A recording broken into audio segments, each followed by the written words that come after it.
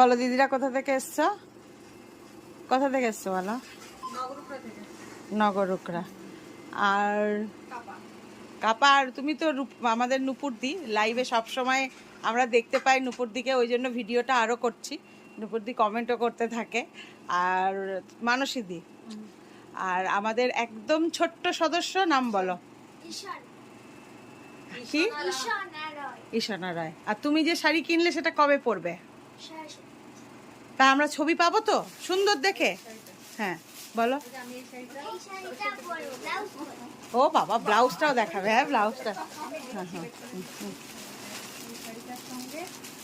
আচ্ছা হ্যাঁ, আচ্ছা কেমন লাগলো?